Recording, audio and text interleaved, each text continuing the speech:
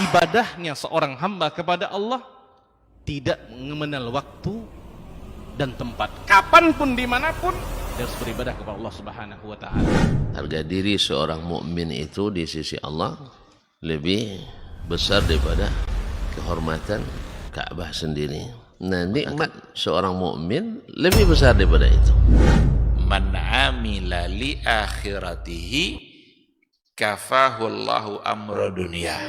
Barang siapa yang beramal untuk akhiratnya, Allah akan cukupkan baginya urusan dunianya. Berjuang dengan harta untuk membela agama Allah Subhanahu wa Ta'ala. Assalamualaikum warahmatullahi wabarakatuh. Innal hamdalillah nahmaduhu wa nasta'inuhu wa nastaghfiruh wa na'udzu billahi min shururi anfusina wa min sayyiati a'malina may yahdihillahu fala mudhillalah wa may yudlilhu falan tajida lahu waliyyan mursyida. Asyhadu an la ilaha illallah wahdahu la syarikalah wa asyhadu anna Muhammadan abduhu wa rasuluh la nabiyya ba'dah. Ikhwati fillah, ma'asyiral hadirin wal hadirat, Bapak Ibu-ibu kaum muslimin dan muslimat yang dimuliakan Allah. Bersyukur kita kepada Allah Subhanahu wa Ta'ala. Alhamdulillah, pagi ini kita kembali dibangunkan oleh Allah Subhanahu wa Ta'ala dari tidur kita. Mudah-mudahan ketika kita dibangunkan kembali oleh Allah, membuat kita semakin banyak berzikir, semakin banyak bersyukur, karena itu adalah nikmat yang luar biasa yang diberikan oleh Allah Subhanahu wa Ta'ala. Ada orang yang tidur lalu tak bangun-bangun lagi, ternyata adalah tidur terakhir untuk selamanya, dan nanti dibangunkan ketika hari berbangkit. Tapi alhamdulillah, pagi ini kita masih sehat, masih bisa beribadah. Kaki yang kita langkahkan ke rumah Allah pagi ini, mudah-mudahan salah satu dari bentuk syukur kita atas nikmat yang diberikan itu. Sama-sama kita juga harus berselawat dan salam untuk Rasul kita yang mulia, Nabi Muhammad sallallahu alaihi wasallam. Allahumma shalli ala Muhammad wa ala ali Muhammad. Mudah-mudahan kita semakin mencintainya, dan mudah-mudahan kita dimudahkan oleh Allah Subhanahu wa Ta'ala untuk membuktikan cinta itu sampai akhir hayat nanti. Kita berharap di hari mahsyar kita adalah termasuk orang-orang yang berbahagia dalam mendapatkan syafaat dari Rasulullah sallallahu alaihi wasallam. Dan untuk mendapatkan syafaat Nabi itu ada banyak caranya. Salah satunya adalah dengan memurnikan tauhid kita dari unsur-unsur kesyirikan. Abu Hurairah radhiyallahu ta'ala anhu bertanya kepada Nabi, ya Rasulullah, man as'adun nasi bi syafa'atika yaumal qiyamah. Wahai Rasul, siapakah orang yang paling berbahagia di akhirat nanti mendapatkan syafaatmu? Apa kata Rasul? Man qala la ilaha illallah khalisan min qalbi, atau khalisan liwajhi. Yang paling berbahagia nanti mendapatkan syafaatku adalah orang-orang yang mengucapkan la ilaha illallah murni, khalis, ikhlas, tanpa ada campuran apapun, tidak ada unsur-unsur kesyirikan sedikit pun, maka itulah orang yang akan paling berbahagia dalam mendapatkan syafaat Nabi sallallahu alaihi wasallam. Mudah-mudahan kita adalah orangnya. Itulah sebabnya kita selalu mengulang-ulang kajian tauhid supaya semakin dalam. Kita harus senantiasa mengulang-ulang pelajaran akidah supaya semakin lurus, bersih, tidak ada sedikit pun unsur-unsur kesyirikan. Termasuk kajian kita pada pagi ini merupakan kajian akidah, kajian tauhid melalui sebuah buku Al-Qawaidul Arba' yang disarah oleh Syekh Abdul Razak bin Abdul Muhsin Al-Badr. Semoga majelis ini adalah majelis yang diberkahi oleh Allah, majelis yang mendatangkan ibadah dan mendatangkan ilmu bagi kita bersama. Amin amin ya rabbal alamin. Ikhwati fillah, kita sudah mulai dulu sebelum Ramadan dan sekarang akan kita mulai kembali dari mana kita berakhir. Kita masih berada pada mukadimahnya, belum masuk kepada kaidah yang 4 itu, tapi masih memberikan penjelasan tentang makna-makna dari keikhlasan di dalam beribadah. Tapi sebelumnya kita harus tahu dulu apa itu ibadah dan bagaimana cara memurnikan dan mengikhlaskan ibadah itu kepada Allah Subhanahu wa ta'ala. Barangkali kita masih ingat ada definisi secara umum untuk kata ibadah, tapi ada nanti ibadah yang dalam artian khusus. Kalau ibadah secara umum, ismun jami'un likulli ma yuhibbuhu Allahu wa yardah. Kata ibadah itu sebuah istilah yang mencakup ke dalamnya ma yuhibbuhu Allahu wa yardah. Apa saja yang ketika Allah meridainya, mencintainya. Jadi pada saat kita melakukan satu kebaikan, Allah ridha dengan kebaikan itu. Bagaimana cara menentukan ridhanya? Bagaimana cara menentukan cintanya? Berarti kebaikan yang sejalan dengan syariat Islam. Kebaikan yang sesuai dengan apa yang ada di dalam Al-Quran dan Sunnah. Nah, kebaikan seperti itulah yang kalau kita lakukan, haruslah kita melakukannya karena Allah Subhanahu wa ta'ala. Kita tidak boleh melakukannya dengan tujuan-tujuan yang lain. Harus karena Allah. Apa makna karena Allah? Kita kerjakan untuk sesuatu yang memang diinginkan oleh Allah Subhanahu wa ta'ala. Duduk di majelis ilmu itu dicintai Allah atau tidak? Jawabannya iya. Berarti duduk di majelis ilmu adalah bagian dari ibadah. Karena ibadah tadi ismun jami'un likulli ma yuhibbuhu Allahu wa yardah. Satu istilah yang masuk ke dalamnya semua yang dicintai oleh Allah Subhanahu wa ta'ala. Tapi kalau nanti kita masuk ke dalam istilah ibadah secara khusus, nanti ada bagi-baginya. Ada yang dalam kehidupan kita ini yang namanya ibadah, ada nanti yang namanya muamalah, itu kalau khususnya. Tapi kalau umumnya, muamalah itu sendiri sesungguhnya bagian dari ibadah. Kalau seandainya kita bermuamalah dalam kehidupan kita, salah satu contoh muamalah itu umpamanya jual beli. Ada penjual, ada pembeli. Apa bukti itu sebagai ibadah? Nabi membuat aturan-aturan secara umum. Walaupun aturan-aturan khususnya kita boleh kembangkan sistem jual beli kita. Umat Islam boleh mengembangkan ekonominya dengan kemajuan teknologi yang dia punya. Tetapi tetap harus mengikuti aturan-aturan umum.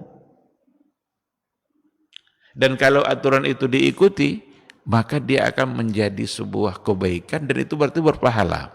Di sini unsur ibadah yang ada pada muamalah. Kata Rasul, seseorang kalau berjual beli, samhan idza ba'a, samhan idza ishtara, samhan idza a'ta, wasamhan idza akhadh. Seseorang itu hendaklah dia mempermudah kalau seandainya dia menjual. Hendak pula dia mempermudah kalau seandainya dia membeli.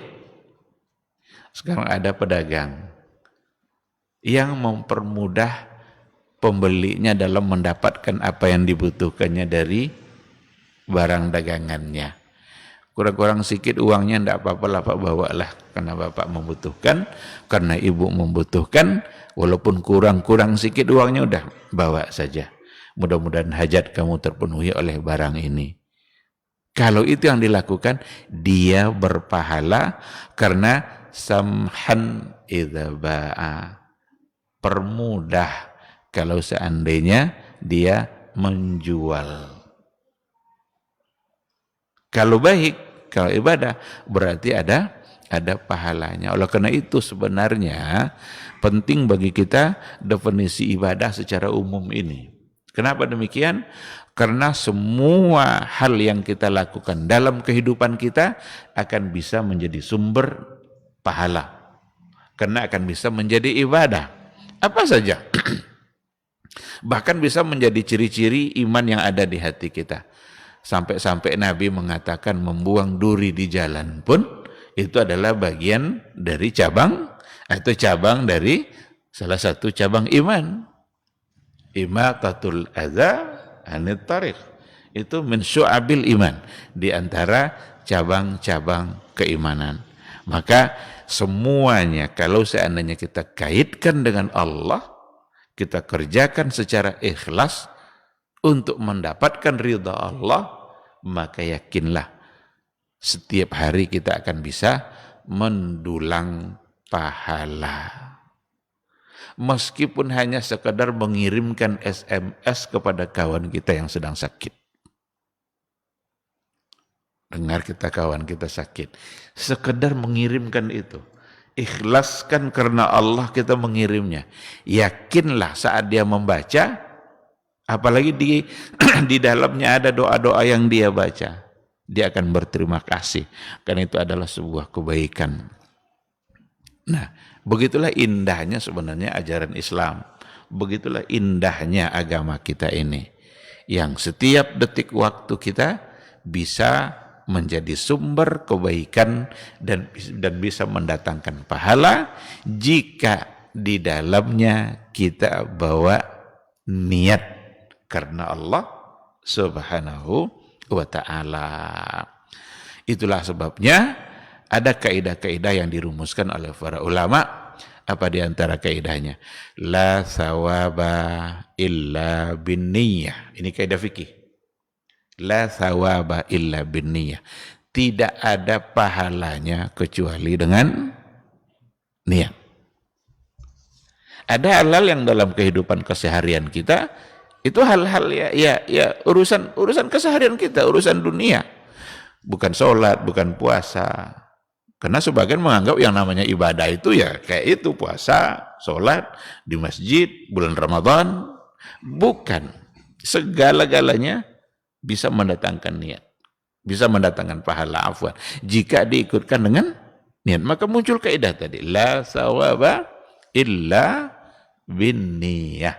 Tidak ada pahala yang didapat kecuali kalau diikutkan dengan niat yang baik. Innamal a'malu bin niyat. Sesungguhnya amalan-amalan itu ditentukan oleh niat. Kita akan lanjutkan insyaAllah dan masih menyambung penjelasan tentang keikhlasan dalam beribadah. Kalau di buku ada pada halaman 22. Bismillahirrahmanirrahim. Fal ibadatu la takunu makbulatan minal abdi illa idza kanat lillahi khalisah. Ibadah itu tidaklah diterima dari seorang hamba illa idza kanat lillahi khalisah. Kecuali kalau seandainya dia mengerjakan ikhlas karena Allah Subhanahu wa ta'ala. Jadi sebuah ibadah, apa saja sebuah ibadah, kalau seandainya kita kerjakan, itu tidak akan diterima oleh Allah kecuali dengan keikhlasan. Ibadah-ibadah khusus seperti sholat, puasa, sedekah, kurban, harus karena Allah. Kalau tidak, maka Allah tidak menerimanya. Itulah sebabnya para ulama menjadikan ikhlas itu satu dari dua syarat diterimanya amal. Jadi dua syarat kalau amal kita ingin diterima. Seperti yang dijelaskan oleh Qadhi Iyad Yang pertama adalah ikhlas, dan yang kedua adalah mutaba'atur rasul. Ikhlas berarti dalam rangka mewujudkan makna la ilaha illallah. Di situ datang keikhlasan. Di situ disimpulkan makna dari kata la ilaha illallah, berarti harus ikhlas. Ibadah kita hanya karena Allah saja. Seandainya ibadah kita sudah tujuan-tujuan yang lain, ibadah yang kita lakukan bukan lagi untuk Allah, berarti salah. Allah tidak akan menerima. Gimana dia menerima? Memang bukan untuk dia kok. Sudah ada campuran-campuran niatnya dengan yang lain. Maka la ilaha illallah, di situ ada keikhlasan. Sedangkan mutaba'ah itu artinya adalah mengikuti Rasul, dan itu dalam rangka mewujudkan makna Muhammadur Rasulullah. Bukankah kita syahadatnya dua, asyhadu an la ilaha illallah wa asyhadu anna Muhammadar Rasulullah. Jangan kayak orang Syiah ditambahnya, tidak lagi syahadatain, tapi salasu syahadat. Apa tambahnya? Wa asyhadu anna aliyan hujjatullah. Bersaksi bahwa Ali adalah hujjatullah. Sampai pada azan mereka sendiri tidak cukup sampai pada asyhadu anna Muhammadar Rasulullah, tapi ditambah pula dengan asyhadu anna aliyan hujjatullah. Tentu itu penyimpangan, pasti menyimpang, salah. Nah, sementara yang diajarkan Nabi hanya dua. Untuk poin pertama di situ ada keikhlasan, dan poin kedua ada mutaba'ah. Khairul a'mali akhlasuha wa aswabuha. Amalan itu menjadi baik, dan amalan yang terbaik itu adalah yang paling ikhlas dan yang paling sesuai dengan yang dibimbing oleh Nabi kita. Mungkin dia kerjakan seikhlas-ikhlasnya, tapi caranya menurut dia sendiri tidak diterima. Atau caranya persis sama yang diajarkan Nabi. Dia berupaya betul untuk mengerjakan sesuai yang diajarkan Nabi, tapi tidak ikhlas. Berarti juga tidak akan diterima. Hilang satu syarat, maka tidak diterima oleh Allah Subhanahu wa ta'ala. Sehingga ibadah la takunu maqbulatan minal abdi, tidak akan diterima dari seorang hamba kecuali idza kanat lillahi khalisah, kecuali ibadah itu dia laksanakan ikhlas karena Allah. Wa makna khalisah, apa makna khalisah ikhlas itu? Safiyah naqiyah. Safiyatun naqiyah. Safi, betul-betul murni, ikhlas, tidak dicampuri bagaikan susu. Jadi makna ikhlas itu digambarkan juga dalam Al-Quran, seperti yang terdapat di dalam surat An-Nahl, wa inna lakum fil an'ami la'ibrah. Pada hewan ternak itu bagi kalian ada ibrah, ada pelajaran. Nusqikum mimma fi butunihi min baini farasin wadamin labanan khalisan sa'igan lisyaribin. Jadi ada pelajaran penting dari hewan ternak seperti onta, sapi, kambing. Itu kan diperah susunya itu. Kalau orang Arab, susu itu selesai diperah itu langsung diminum, dan tanpa ada sedikit pun meragukan, kan susu itu keluar baina farasin wadamin, antara kotoran dan darah. Tapi keluarlah susu tadi. Cuma kalau ditengok putih, bersih, tanpa ada sedikit pun bercak-bercak hitam. Benar-benar murni. Saat diminum, tidak ada sedikit pun keraguan bahwa ini kotor. Padahal di antara darah dan kotoran. Itu yang dimaksud dengan mimbaini farasin wadamin, antara kotoran dan darah. Keluarnya. Dia di tengah-tengah, lalu keluar. Dimasukkan, ditampung di dalam wadahnya. Gelas kah, cangkir kah. Diminum begitu nikmat dan begitu tidak ada sedikit pun keraguan dalam meminumnya. Padahal baru keluar jalurnya antara kotoran dan darah. Itulah digambarkan oleh Al-Quran, sa'igan lisyaribin. Apa arti sa'igan lisyaribin? Yasrabuna bitalazzuz. Mereka meminumnya dengan penuh nikmat, rasa, tidak ada sedikit pun keraguannya dengan apa yang dia minum. Jadi kalau sudah ikhlasnya seperti itu, tidak ada sedikit pun keraguan untuk diterima. Benar-benar membuat Allah pasti menerimanya karena tidak ada sedikit pun campurannya. Itu pelajarannya ternyata, itu ibrahnya dari Al-An'am. Maka di awal dikatakan wa inna lakum fil an'ami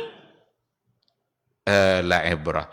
Sesungguhnya pada hewan ternak itu bagi kalian ada ibrahnya. Ibrah keikhlasan bisa kita ambil dari situ. Maka makna khalisah, safiyah, naqiyah. Lam yurad biha illallah. Tidak ada yang diinginkannya dengan ibadahnya itu kecuali hanya Allah Subhanahu wa ta'ala. Tidak dicampuri oleh yang lain. Kalau dia sholat benar-benar ikhlas karena Allah, hatinya datang karena merasa terpanggil, karena yang memanggilnya adalah Allah, bukan karena yang lain. Kalau seandainya dia berpuasa, dia mengerjakannya merasa terpanggil oleh panggilan Allah, dan sekarang dia kerjakan untuk mengabulkan panggilan Allah. Kalau seandainya dia haji, dia umrah, dia datang benar-benar untuk mengabulkan panggilan Allah, karena yang memanggil dia datang itu adalah Allah Subhanahu wa ta'ala. Tidak dicampur oleh unsur-unsur ria, ada unsur-unsur yang lain yang bisa merusak ibadah itu sendiri. Oleh karena itulah kalau berhaji, apa yang terucap oleh kita pada saat kita memulainya? Labbaik. Labbaik Allahumma labbaik. Apa arti labbaik? Kalau labbaik itu kalau orang Arab umpamanya ayahnya memanggil anaknya, ya waladi labbaik. Anakku, lalu dia bilang labbaik, itu adalah ungkapan bahwasanya iya wahai bapakku. Ada apa wahai bapakku? Sekarang ketika diawali haji dengan labbaik Allahumma labbaik, itu adalah ungkapan yang menunjukkan bahwa dia datang untuk mengabulkan panggilan Allah Subhanahu wa ta'ala. Tapi itu ucapan lisan. Berapa banyak orang labbaik, labbaik, labbaik, itu ucapan lisan. Hatinya sejalan tidak dengan lisan. Karena al-ikhlas itu kerja hati. Ikhlas itu adalah amalan yang dilakukan oleh hati kita. Maka Rasul mengatakan, para ulama memberikan penjelasan, an-niyatu mahalluha fil qalbi. Niat itu tempatnya ada di hati. Niat itu mahalluha fil qalbi. Itu disepakati oleh para ulama bahwa yang namanya niat tempatnya adalah hati. Jadi dia mengerjakannya tidak sedikit pun dicampuri oleh tujuan yang lain, karena kalau sudah ada tujuan yang lain seperti riya atau hanya karena ingin lari dari masalah-masalah yang kalau dia tidak pergi akan semakin besar masalahnya, berarti ada hal-hal yang sudah bisa menyimpang dan menyalahi niatnya sendiri. Wa iza kharajat anil ikhlas lam tuqbal. Kalau seandainya ibadah itu keluar dari keikhlasan, lam tuqbal, maka tidak diterima. Allah tidak menerimanya. Walihada qala Rabbuna fil hadisil qudsi. Oleh karena itu Allah Rabb kita berkata dalam sebuah hadis qudsi, ana aghnas syuraka'i anis syirki man amila amalan asyraka fihi ma'i ghairi taraktuhu wa syirkah. Saya tidak butuh kepada kesirikan-kesirikan itu. Tidak butuh Allah. Man amila amalan asraka fihi ma'i, barang siapa yang melakukan satu amalan, dia syirikkan sesuatu bersamaku, ma'i ghairi. Jadi disekutukannya saya dengan yang lain, kata Allah apa? Taraktuhu wasyirkahu. Saya tinggalkan dia bersama syirik-syiriknya itu. Jadi kalau dia berbuat riya, ada kesombongan, ada keangkuhan dan lain sebagainya, atau dia meminta tidak lagi murni kepada Allah, tetapi membawa-bawa yang lain tempat dia meminta, atau dia menyembelih tujuannya bukan semata-mata untuk Allah, tapi menyembelih untuk sesembahan-sesembahan agar selamat dari gangguan makhluk halus, supaya panen rayanya nanti selamat, banyak buahnya, perlu disembelih satu hewan umpamanya, disembelihlah atas nama itu. Dibawa juga Allah di situ. Bismillah juga awalnya, tapi sudah diikutkan yang lain, berarti ada sekutu. Kalau itu yang dilakukan, kata Allah, taraktuhu wa syirkahu. Saya tinggalkan dia bersama syirik-syiriknya itu. Allah tidak terima. Karena berapa banyak orang yang kena oleh subuhat itu. Kami bismillah, kami baca Pak Ustaz katanya. Iya bismillah, tapi ada tujuan yang lain. Bahwa sesembelihan ini tidak lagi untuk sesuatu yang diridhai oleh Allah, tapi untuk hal-hal yang lain. Meminta keselamatan agar tidak diganggu, supaya ya gitulah. Kan ada kadang-kadang dari jahiliyah dulu sebenarnya sudah ada. Ada satu keyakinan bahwa bulan Safar adalah bulan sial. Itu ada di satu wilayah di Riau, itu ada itu kalau sudah masuk bulan Safar, itu bulan yang dianggap bulan sial dan bulan mengecewakan. Banyak hal-hal yang tidak boleh dilakukan pada bulan itu. Dan juga katanya kalau seandainya pesta di antara dua hari raya, maka bisa-bisa nanti akan membuat keluarga menjadi tidak baik. Itu kan keyakinan yang menyimpang. Ada juga dari sisi angka. Angka sekian itu angka sial. Pokoknya angka 13. Nah, jangan buat pesta tanggal 13. Nanti hancur keluarganya. Dan itu bukan hanya ada pada orang-orang yang tidak berpendidikan. Ada pada orang-orang yang pendidikannya sudah tinggi juga. Cuma agamanya yang kurang. Terpengaruh oleh keyakinan-keyakinan pada masa dahulu. Kadang ada di antara hotel yang tidak ada itu tingkat 13. Dari 12 langsung 14. Tengok di liftnya. Kalau umpamanya ada hotel berbintang tinggi dia, kalau tidak ada angka 13, dari 12 langsung 14, itulah sebabnya itu. Karena dia anggap 13 sebagai angka sial. Nah, agar selamat dari kesialan itu perlu sesembahan. Disembelihlah untuk menghindarkan diri dari sial tadi. Yang menghindarkan kita dari semua bentuk hal-hal yang tidak diinginkan satu saja. Hanyalah Allah Subhanahu wa ta'ala. Oleh karena itu kita meminta mesti kepada Dia. Sehingga doa itu mukhul ibadah. Doa itu adalah intisari dari ibadah. Doa itu ibadah itu sendiri. Maka kalau kita tengok semua ibadah kita isinya ada doa. Salat, puasa, haji, zakat, korban, akikah, apapun ibadah kita, semuanya di situ ada doa. Maka wajar ketika Nabi mengatakan ad-du'a'u mukhul ibadah. Doa itu adalah inti dari ibadah. Sehingga haruslah hanya untuk Allah saja. Kalau seandainya sudah dicampuri dengan unsur-unsur kesyirikan, bukan lagi murni meminta kepada Allah, agar selamat dari gangguan ini perlu disumbangkan dulu kepala sapi ini, Kalau tidak disembelih, tidak disumbangkan kepala sapi ini, nanti jinnya ngamuk. Berarti dia menyembelih tidak lagi murni hanya untuk Allah Subhanahu wa taala. Dan itu adalah syirik. Kalau itu dilakukan, taraktuhu wa syirkahu. Saya akan tinggalkan dia bersama syirik-syiriknya itu. Jangan-jangan itu pula yang menyebabkan bencana. Karena kalau sudah semakin banyak kesyirikan, yang muncul justru adalah bencana-bencana dalam kehidupan. Baik. Dari ayat wa ma khalaqtul jinna wal insa illa liya'budun. Tidaklah aku ciptakan jin dan manusia kecuali liya'budun. Di situ ada al-khalqu, di situ ada al-ibadah.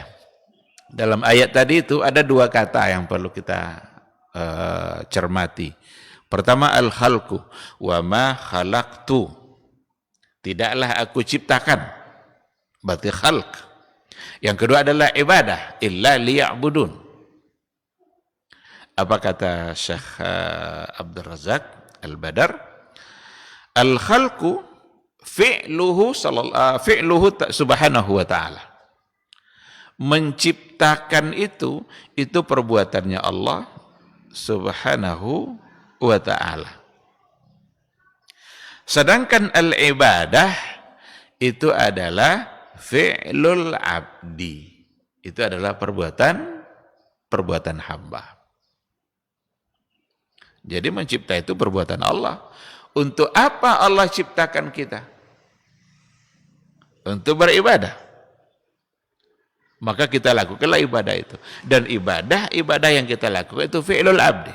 Itu perbuatan hamba. Di sini dikatakan oleh beliau menukil apa yang datang dari Ibnu Abbas. Qad jaa an Ibni Abbas, datang dari Ibnu Abbas radhiyallahu anhu, kullu ma warada fil Qur'ani minal ibadah fa ma'naha at-tauhid. Semua yang datang di dalam Al-Quran, semua kata ibadah yang datang dalam Al-Quranul Karim, fa ma'naha at-tauhid, maka maknanya adalah tauhid. Semua ibadah, kalau terdapat kata ya'budun umpamanya, atau u'budullah, pokoknya kata ibadah yang ada dalam Al-Quran, fa ma'naha tauhid, maka maknanya adalah tauhid. Fa ma'na qawlihi ta'ala illa liya'budun, maka arti dari firman Allah illa liya'budun adalah illa liwahidun. Tidaklah aku ciptakan jin dan manusia kecuali di situ ada kata ya'budun, kecuali untuk beribadah kepadaku. Dan kata ibadah dalam Al-Quran itu semuanya dalam arti tauhid. Maka liya'budun itu artinya adalah liyuwahidun, supaya mereka mentauhidkan saya. Kalau ada ayat yang lain, ya ayuhan nasu ubudu rabbakum, sembahlah Rabbmu, berarti tauhidkanlah Rabbmu. Tauhidkanlah Rabbmu. Sehingga kalau perintah bertauhid itu yang dipanggil adalah manusia secara keseluruhan. Ya ayuhan nas, wahai manusia. Karena pada masa jahiliyah terlalu banyak orang-orang yang menyimpang, yang tidak lagi mentauhidkan Allah Subhanahu wa ta'ala, tapi sudah mensyirikkan Allah dengan patung-patung, dengan Tuhan-Tuhan yang lain. Maka orang-orang jahiliyah dulu mengatakan, katanya dia punya Tuhan itu 6, 5 di bumi, satu di langit. Ada juga Tuhan dia, satu juga yang di langit itu. Tapi yang di bumi 5. Terheran-heran dia ketika Nabi kita mengajak untuk menyembah hanya satu Tuhan saja. Karena selama ini yang dia sembah lebih dari satu. Menggabung antara Tuhan yang di bumi dengan yang di langit itu adalah bentuk dari kesyirikan. Dibawa juga yang di langit itu, tapi sudah disekutukan.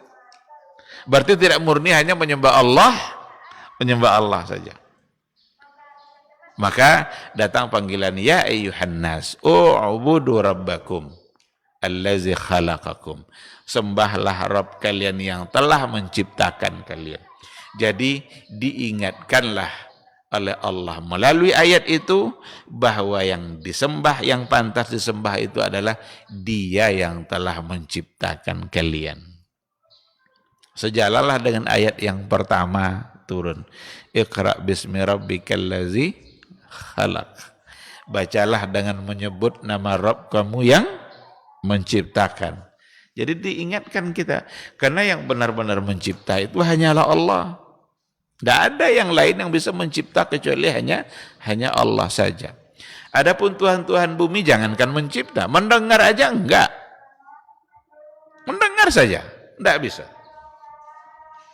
Kalau kita meminta, kalau enggak bisa didengar, apakah permintaan akan dikabulkan? Ya pasti tidak. Itulah cara oleh Nabi Ibrahim ketika dia berargumentasi di hadapan petinggi-petinggi pada masa itu, ketika Tuhan-Tuhannya dihancurkan oleh Nabi Ibrahim. Anta fa'alta hadza bi alihatina ya Ibrahim? Engkaukah yang melakukan semua ini dah hancurnya patung-patung. Enggak, katanya, coba tanya yang besar tuh. Karena cerdas Nabi Ibrahim ditinggalkan satu patung yang besar, diletakkan pula kampak itu di pundak dia. Coba tanya. Gimana mungkin kami bisa nanya, dia enggak bisa ngomong katanya. Kalau enggak bisa ngomong, ngapain disembah? Akhirnya patah argumentasi mereka. Mendengarkan saja tidak bisa, apalagi untuk mengabulkan permintaan. Nah, begitu juga lah dengan orang-orang jahiliyah pada masa Rasulullah sallallahu alaihi wasallam. Sehingga liya'budun bermakna liyuwahhidun fil ibadah, supaya mereka mentauhidkan Allah dalam ibadah. Berarti mentauhidkan Allah dalam ibadah itulah tujuan kita diciptakan oleh Allah. Itu tujuannya. Maka Allah ciptakan manusia supaya kita sembah, supaya kita tauhidkan Dia dalam semua ibadah kita. Sehingga kalau tidak ditauhidkan, maka ibadah tidak lagi diterima. Tapi adakah orang yang tidak mentauhidkan? Adakah orang yang mencampuri ibadahnya dengan unsur-unsur kesyirikan? Apakah ada orang yang melakukan sebuah ibadah tidak murni karena Allah? Ternyata jawabnya ada. Karena ibadah itu sudah menjadi fi'lul abdi. Wallahu ja'ala fil abdi masyiah. Dan Allah menjadikan pada hamba itu ada masyiah, ada kehendak. Ada satu ayat di situ tergambar bahwa akan sebahagian taat, sebagian lain akan mendurhakai. Apa kata Allah dalam surah An-Nahl? Walaqad ba'atsna fi kulli ummatin rasula an i'budullaha wajtanibut taghut. Sungguh kami telah mengutus untuk setiap umat itu ada rasul. Jadi pada setiap umat ada utusan Allah. Utusan Allah itu tujuannya untuk membawa tauhid. An i'budullah wajtanibut taghut. Yang dibawa oleh semua rasul tadi sama untuk persoalan akidah. An i'budullah wajtanibut taghut. Bahwa sembahlah Allah saja. Berarti apa arti ubudu di sini? Tauhidkanlah Allah saja. Berarti esakan Allah, jangan syirikkan dalam ibadah. Wajtanibut taghut, dan jauhilah taghut. Jauhilah hal-hal yang membuat kita menyimpang dalam persoalan akidah. Faminhum man hadallah wa minhum man haqqat alaihi dhalalah. Di antara mereka ada yang mendapatkan petunjuk dari Allah, atau mengikuti petunjuk Allah, wa minhum man haqqat alaihi dhalalah, dan sebagian yang lain ada orang yang haqqat alaihi dhalalah. Yang dilakukannya adalah kesesatan demi kesesatan, berarti kesyirikan. Ketika di sini dikatakan hadallah, mendapat petunjuk, dan digandengkan dengan dhalalah, berarti kesyirikan itu adalah sebuah kesesatan. Itu lawan dari petunjuk yang ketika seseorang mengerjakan hanya karena ikhlas untuk Allah Subhanahu wa ta'ala. Jadi dari ayat ini tergambar bahwa sesungguhnya utusan Nabi itu datang membawa akidah yang sama, u'budullah wajtanibut taghut, tapi ada di antara orang yang mengikuti petunjuk Allah lalu ia tidak terjebak pada kesyirikan, tapi ada di antara orang lain yang haqqat alaihi dhalalah, pantas disebut sebagai orang yang sesat dikarenakan oleh tidak lagi dia berada pada garis yang telah disampaikan oleh Rasulnya. Wal ibadatu fi'lul abdi. Di sini baru dijelaskan, dan ibadah itu perbuatan hamba. Wallahu ta'ala ja'ala fil abdi masyiah. Allah Subhanahu wa ta'ala menjadikan pada hamba itu masyiah. Semua kita punya masyiah. Ada kehendak untuk melakukan sesuatu. Wahadahun najdain. Allah memberikan dua jalan. Tariqul haq wa tariqud dalal. Jadi sudah disampaikan oleh Nabi kita, semua Rasul juga sudah menyampaikan tariqul haq wa tariqud dalal. Jalan kebenaran dan jalan kesesatan. Jalan kebenarannya u'budullah, sembahlah Allah saja. Jalan kesesatannya taghut, maka harus dijauhi. Sudah ada semuanya, sudah jelas. Qad tabayyana ar-rusydu minal ghayy. Sudah jelas mana yang benar, mana yang menyimpang, mana yang hak, mana yang batil. Ketika semuanya sudah jelas, yang hak ini, yang batil ini, dan Allah memberikan masyiah kepada manusia, ada kehendak yang diberikan oleh Allah, ada kemampuan untuk berbuat. Tapi ternyata faminhum man hadallah, ada orang-orang yang diberikan petunjuk oleh Allah sehingga ia mengikuti petunjuk itu, dan ada orang-orang yang mengikuti jalan kesesatan. Maka kalau seandainya dia memilih jalan kesesatan dengan masyiah yang diberikan, padahal sudah jelas mana yang baik, mana yang buruk, diikutkannya yang buruk dengan kemampuan yang diberikan oleh Allah, maka pantas untuk diberikan balasan neraka. Wa qala rahimahullah, ini ungkapan ini adalah ungkapan dari muallif Syekh Muhammad bin Abdul Wahhab.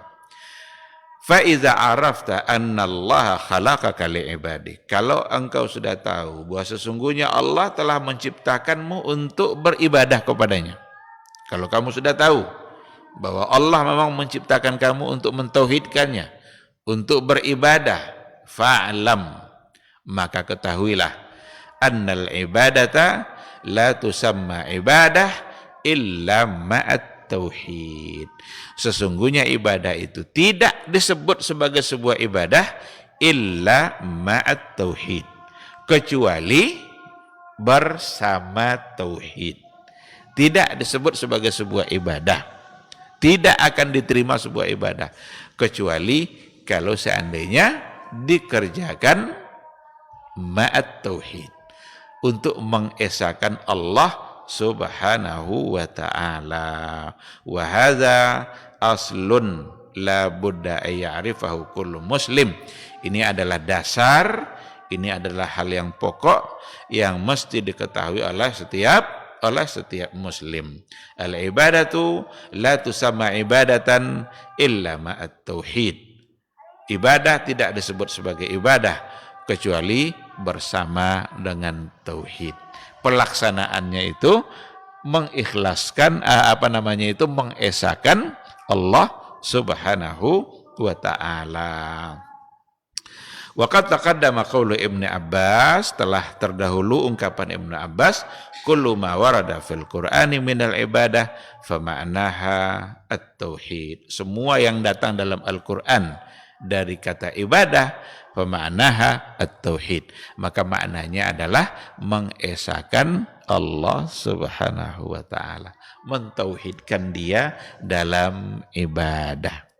Nah, inilah nanti yang masuk dalam kategori tauhidul uluhiyah. Jadi tidak bisa kita lepas dari bahasan tauhid itu antara rububiyah, uluhiyah, asma wa sifat. Tidak bisa lepas. Karena sampai hari ini pun masih banyak orang yang menerima ketiga pembagian itu. Dan dianggap itu pembagian yang mengada-ngada. Mengada-ngada, dianggap pula sama dengan Trinitas. Kan 3 juga itu. Nah kan 3 juga. Apakah setiap yang 3 lalu Trinitas? Padahal berdasarkan kepada istiqra'nya para ulama, mengesahkan Allah tidak akan keluar dari yang 3 tadi. Mengesahkannya dari, mentauhidkannya dari sisi rububiyah, dan mentauhidkannya dari sisi uluhiyah, dan mentauhidkan Allah dari sisi asma wa sifat. Untuk ibadah itu adalah persoalannya ada pada tauhid uluhiyah. Maka tauhid uluhiyah sering juga disebut dengan tauhidul ibadah. Jadi tauhidul uluhiyah itu sering juga disebut dengan tauhidul ibadah. Mentauhidkan Allah dalam ibadah.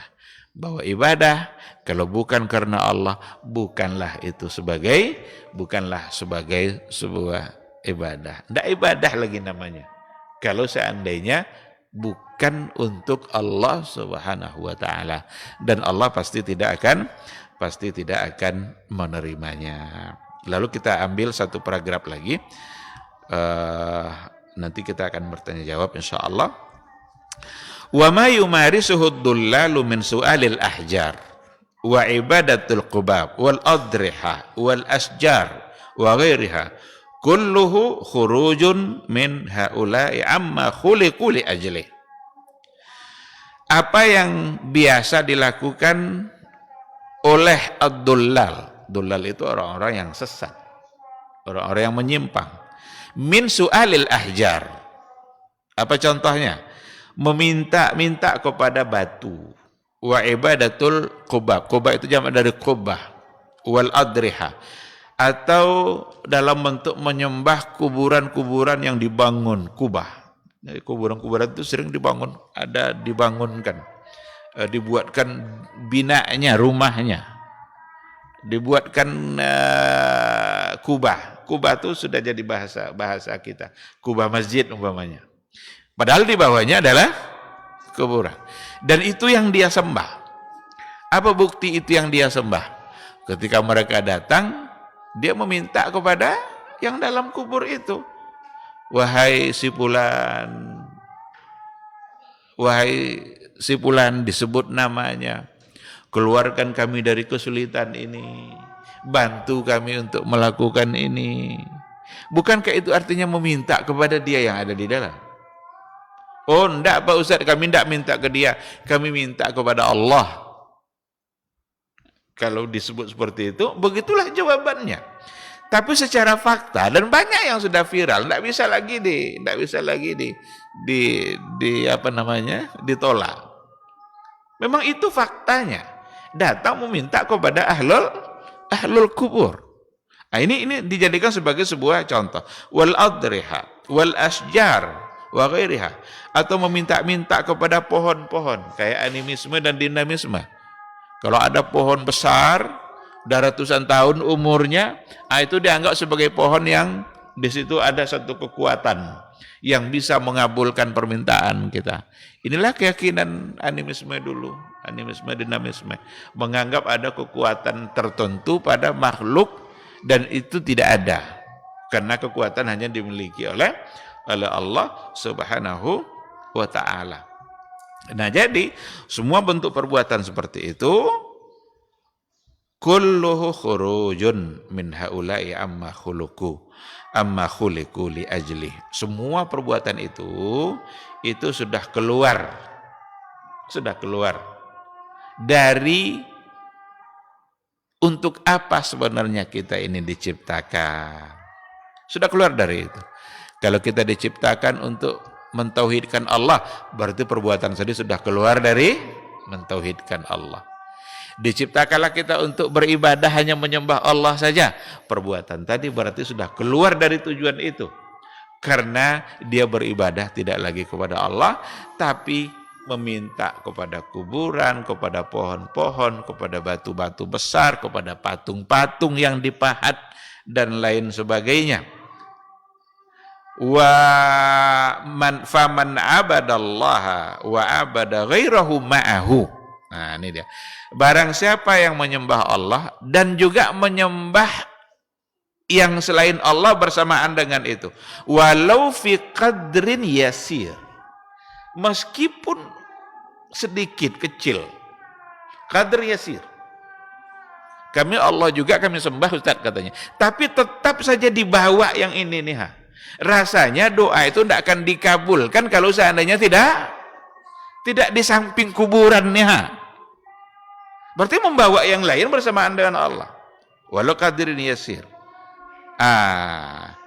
La yakunu abdan lillah. Berarti dia tidak lagi murni menjadi hamba Allah, tidak lagi murni menyembah Allah karena sudah ada campurannya. Itulah yang kotoran-kotoran tadi itu, susu murni itu kalau sudah ada titik-titik hitamnya atau kalau sudah ada setetes darah, masih mau kita minumnya? Ada satu gelas besar susu bersih kali putih, tapi ada satu tetes darah yang ada di situ. Saya yakin kita tidak akan lagi mau untuk meminumnya. Gitulah Allah. Kalau sudah dicampuri keikhlasan itu, tauhid itu, dengan walaupun setetes bentuk kesyirikan, Allah tidak terima lagi. Dan bahkan dia tidak lagi disebut dengan abdan lillah, murni sebagai hamba yang beribadah untuk Allah Subhanahu wa taala. Wa amaluhu laisa ibadatan lillah. Dan ibadahnya berarti tidak lagi sebuah ibadah yang murni untuk Allah. Wa innama huwa syirkun. Itu justru itu hanyalah bentuk dari kesyirikan. Walihadza al-ibadah la takunu ibadatan illa ma'at tauhid. Oleh karena itu, al-ibadah, sebuah ibadah enggak akan disebut sebagai ibadah kecuali ma'at tauhid, kecuali bersama dengan tauhid. Ini yang perlu untuk kita waspadai, bersihkan terus akidah kita. Jangan terpengaruh oleh subuhat-subuhat yang menganggap hal-hal yang syirik tapi itu bukan bagian dari syirik. Oh, ini kan ada perbedaan pendapat para ulama. Persoalan akidah berbeda dengan masalah fikih. Kalaulah seandainya semua perbedaan dalam akidah itu dapat diterima, hancur dan kacau balau akidah kita. Ini akidah adalah pondasi utama, jangan bermain-main dan persoalan kesyirikan meskipun banyak orang yang melakukan. Jadi membawa, meskipun dia juga meminta kepada Allah, tapi membawa bersamaan dengan itu. Bahkan ada lagi yang lebih parah itu. Ada lagi yang lebih parah. Katanya bencana tidak akan diturunkan oleh Allah kecuali Allah minta izin dulu pada wali kutubnya. Minta izin dulu Allah pada dia. Kalau kata wali itu iya, Allah baru. Itu lebih parah lagi tuh. Tidak lagi sekadar mensyirikkan, membuat Allah lebih lemah daripada wali yang tadi itu. Dan itu ada keyakinan seperti itu pada sebagian wali, pada sebagian orang-orang sufi yang memang sudah terlalu lama dia menyimpang dalam persoalan akidah. Maka kita jangan sampai salah, jangan ikut-ikutan dalam persoalan akidah. Kembalikan akidah kita kepada Al-Quran dan Sunnah Rasulullah Sallallahu Alaihi Wasallam. Bagaimana Rasul mengajarkan sahabatnya berakidah, itu pula lah yang harus kita ambil hari ini. Tentu saja melalui buku-buku yang ditulis oleh para ulama yang manhaj yang benar. Baik, ikhwati fillah, saya kira kita cukupkan sampai di sini untuk pagi ini. Mudah-mudahan bermanfaat insyaallah. Kalau seandainya ada pertanyaan, sisa waktu insya Allah akan kita gunakan untuk bertanya jawab. Dipersilahkan.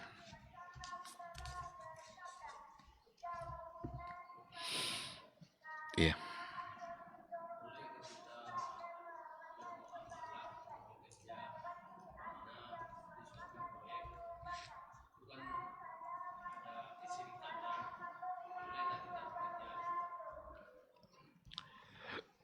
Apa contoh kesyirikannya?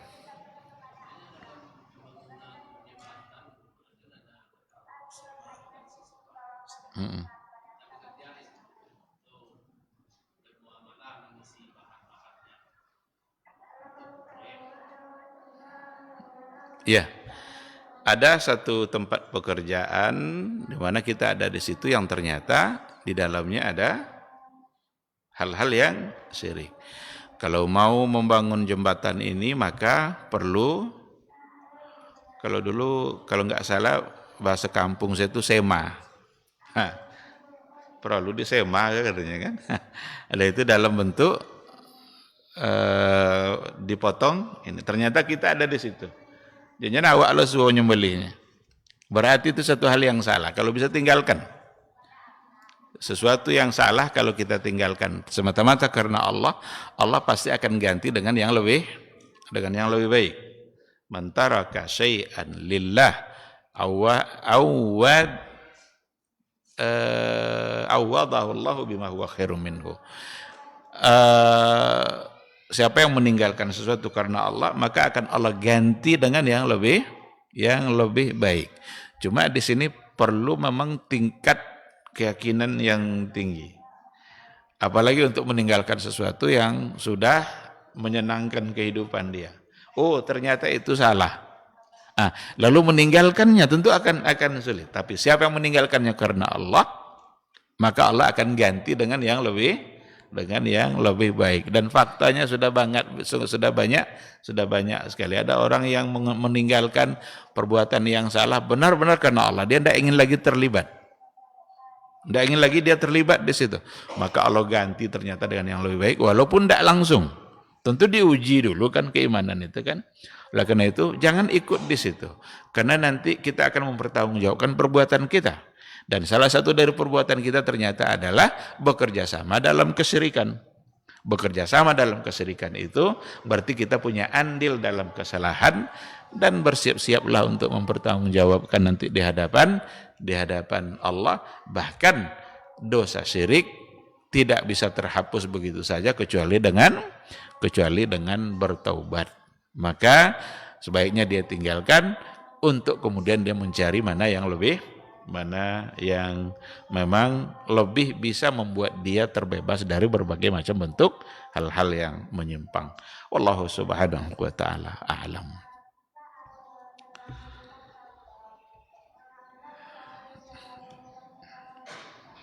Lagi? Baik, kalau tidak ada, kita cukupkan sampai di sini. Mudah-mudahan majelis kita, majelis yang menyebabkan kita bisa mendapatkan ketenangan jiwa, diberikan pahala oleh Allah dan memberikan keberkahan dalam kehidupan kita. Semoga hati kita selalu terbuka untuk menerima al-haq dan semoga Allah memberikan semangat untuk mengamalkan ilmu yang kita dapatkan. Terima kasih.